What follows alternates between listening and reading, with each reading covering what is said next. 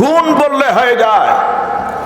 একটা বিল্ডিং বানাতে আমাদের সময়ের প্রয়োজন হয়, ঠিক না?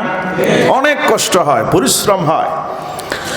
আল্লাহ রাব্বুল আলামিন তিনি এমন মালিক, 7 আসমান আল্লাহ রাব্বুল আলামিন তৈরি করলেন, জমিন বানিয়েছেন, চন্দ্র সূর্য বানিয়েছেন আল্লাহ রাব্বুল আলামিন, মানব দানব সব সৃষ্টি করেছেন আল্লাহ পাক রব্বুল আলামিনের কোনো সেকেন্ডের প্রয়োজন হয় নাই। কোন বললে হয়ে যায়, 7 আসমান হয়ে যায়। কোন বললে জমিন হয়ে যায়। সব কিছুর মালিক কে? আর একটু জোরে বলেন কে? তিনি হায়াতের মালিক, মৃত্যুর মালিক।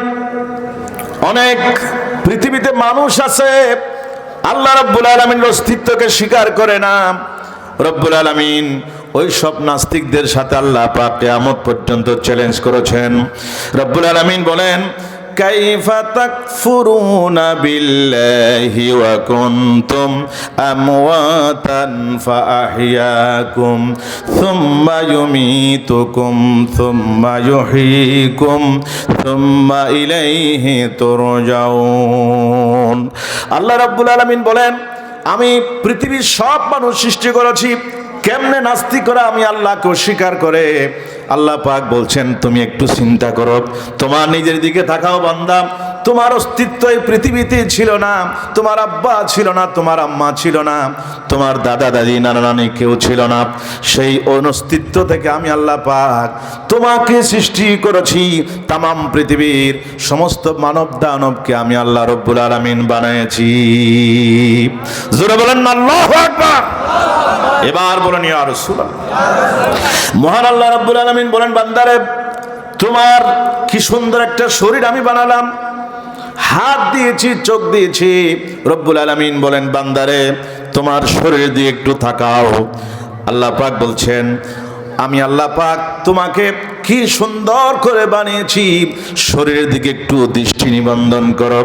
ওয়াফি আনফুসিকুম আফালা তুবসিরুন। বান্দা শরীরের দিকে একটু তাকাও, তোমার শরীরের দিকে কি সুন্দর করে আমি আল্লাহ পাক তোমাকে বানিয়েছি। পৃথিবীর সব বিজ্ঞানী কিয়ামত পর্যন্ত চিন্তা করে, চেতনা করে, গবেষণা করে একটা সুখ বানাইতে পারবে না। সুবহানাল্লাহ। আর একটু জোরে বলুন। একটা সুখ বানাইতে পারবে না, কান বানাইতে পারবে না, হাত বানাইতে পারবে না, নখ বানাইতে পারবে না, চুল বানাইতে পারবে না, রক্ত, এক বিন্দু রক্ত কিয়ামত পর্যন্ত কোনো বিজ্ঞানী বানাইতে পারবে না। এক ফোঁটা পানি, প্রত্যেক দিন গ্যালানে গ্যালানে পানি আমরা পান করতেছি। পানি ছাড়া পৃথিবীর মানুষ অচল হয়ে যাবে। এই পৃথিবীর যত বান্দা বান্দি আছে, যত সৃষ্টি আছে, পানি ছাড়া কোনো বান্দা বাঁচতে পারবে না। রব্বুল আলামিন কোরআন শরীফে বলেছেন, আমি সেই পানি আসমান থেকে নাজিল করে থাকি। জোরে বলেন না সুবহানাল্লাহ। আল্লাহ রব্বুল আলামিন কোরআনে কারীমের মধ্যে বলেন, আফারাআইতুমুল মাআল্লাযী তাশরাবুন আআনতুম আনজালতুমুহু মিনাল মুজনি আম নাহনুল মুনজিলুন। জোরে বলেন না সুবহানাল্লাহ। আর একটু জোরে বলবেন না সুবহানাল্লাহ। বান্দা তোমার সামনে যে পানি রয়েছে, এই পানি আমি আল্লাহ রব্বুল আলামিন সৃষ্টি করেছি। দেখো পানির দিকে কোরআনে কারীমের 27 পারাত আল্লাহ রব্বুল আলামিন বলেন, বান্দা পানি তোমার সামনে আমি আল্লাহ পাক উপস্থাপন করে দিয়েছি, পানি পান করো, পানি পান করো, আর আমি আল্লাহ পাকের শুকরিয়া আদায় করো। পৃথিবীর কোনো বিজ্ঞানী এক ফোঁটা পানি কিয়ামত পর্যন্ত বানাইতে পারবে না। তোমার সামনে রয়েছে আগুন, আগুন না হলে তুমি কিছুই রান্না করতে পারবে না, ভাত রান্না করতে পারবে না, ঢাল রান্না করতে পারবে না, তোমার কোনো খাদ্য প্রস্তুত করতে পারবে না। আল্লাহ পাক কুদরতের মালিক, আগুনের মালিক, বাতাসের মালিক রব্বুল আলামিন সমস্ত নাস্তিকদের সাথে চ্যালেঞ্জ করেছেন। আল্লাহ পাক বলছেন, বান্দারে সে আগুনের দিকে একটু তাকাও।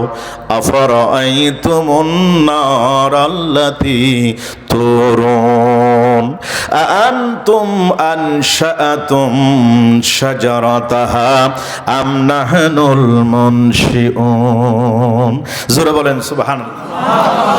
বান্দা, তুমি তোমার ঘরের মধ্যে যে আগুন রয়েছে, এই আগুন আমি আল্লাহ রাব্বুল আলামিন সৃষ্টি করেছি। সব সময় আমি আল্লাহ পাকের প্রশংসা করো, আমি আল্লাহ পাকের কুদরতকে স্বীকার করো। এক শ্রেণীর নাস্তিক আছে, বাংলাদেশে নাস্তিক আছে, সারা পৃথিবীর কিছু নাস্তিকেরা রব্বুল আলামিনকে স্বীকার করে না।